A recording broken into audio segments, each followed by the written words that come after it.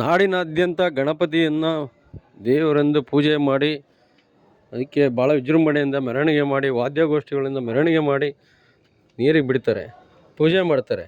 ಆದರೆ ಇಲ್ಲಿ ಗುಂಡಿ ಹತ್ರ ಫಾರೆಸ್ಟು ಒಳಗಡೆ ಈ ಏನು ಗಣಪತಿ ಫೋಟೋ ಈ ಥರ ಫೋಟೋಗಳನ್ನ ನೋಡಿ ತಂದು ಬೀದಿಲಿ ಹಾಕಿದ್ದಾರೆ, ಮರಕ್ಕೆ ಹೊಡೆದಿದ್ದಾರೆ.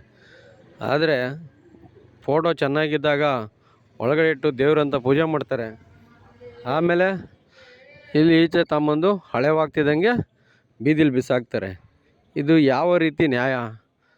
ಚೆನ್ನಾಗಿದ್ದಾಗ ಅಲಂಕಾರ ಮಾಡಿ ಪೂಜೆ ಮಾಡೋದು, ಹಳೇದಾಗ್ತಿದ್ದಂಗೆ ತಾಂಬಂದು ಬೀದಿಲಿ ಬಿಸಾಕೋದು.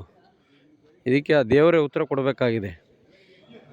ದೇವರು ಅಂತೇಳಿ ಪೂಜೆ ಮಾಡ್ತಾರೆ, ಹಳೇದಾಗ್ತಿದ್ದಂಗೆ ತಾಂಬಂದು ನೇತಾಕ್ತಾರೆ.